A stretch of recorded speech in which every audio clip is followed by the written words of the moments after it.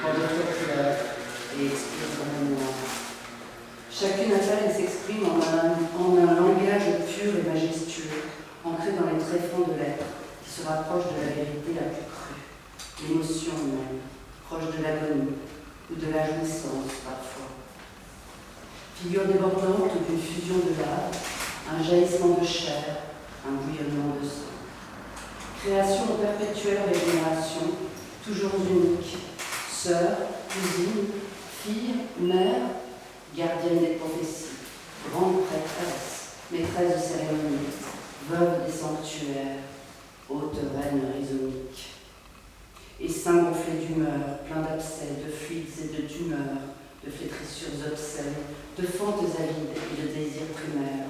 La présence masculine n'est remarquable qu'assassine, scandaleuse, pénétrante, violeuse. L'innocence vacille dans le terrible tumulte, fraîcheur désemparée dans la coulée de nuit.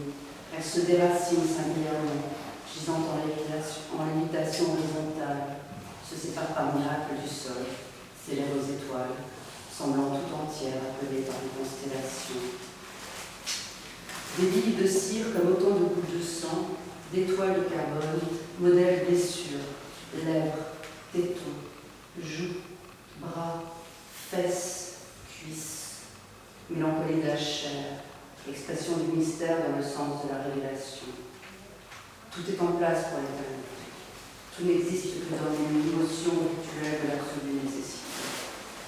Cela tient debout, même si cela s'effondre. Cela tient debout, malgré le chaos, pour aider à comprendre, à donner, à entendre, à vivre, pour aimer. C'est à la fois le mal et le bien, la beauté et la laideur, la pesanteur et la grâce qui s'incarnent dans ces créatures vives, portant avec noblesse les formes épanouies des amantes. La lutte qui anime ces organismes de femelles, exhibant une multitude d'excroissances et de masses, de courbes et de rondeurs, toutes figées sur leur base, racines, tubercules, prises dans leur dualité de cruauté et de tendresse, se métamorphosent en effigies saisissantes, effrayantes, séduisantes, obsédantes. Lucrèce, Vénus, Gaïa, mère nourricière, déesse de la terre ou créature extraterrestre, émanation sacrée, fondamentale, figure totémique, tendue vers les cieux, enracinée comme des roseaux, noirs dans le ventre de la terre, isolée ou par groupe, elle penche, flanche, tremble, mais résiste avec glorieuse dignité. Tout impose la force surnaturelle et sanctifiée de la mère originelle. L'étirement de leurs ombres de bronze sur les pierres chaudes qui surplombent la mer dans le couchant évoque la solennité d'éternité de leur cousine lointaine, les mystérieuses sentinelles moaïques de l'île de Pâques qui dominent vaisseaux, âges et tempêtes.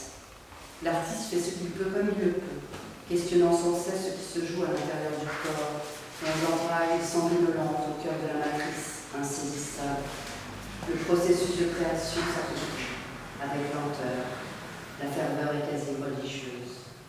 Il s'agit d'une méditation métaphysique sur l'intimité même de la matière, la faille sensuelle et vertigineuse, le chaos de l'origine et sa poignante œuvre de chair, sa sculpture éruditive, rituelle, vouée à autre chose, à une puissance autre, c'est-à-dire à une puissance spirituelle.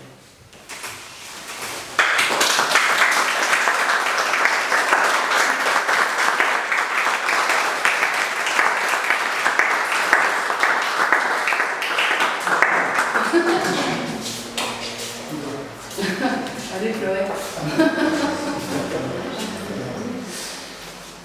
Est-ce que vous voulez poursuivre l'échange? Est-ce que vous voulez qu'on fasse un petit break on reprend? Fait soif? Fait soif? Vous avez votre fils qui est là. Oui, tout est dit. Alors on fait un petit break.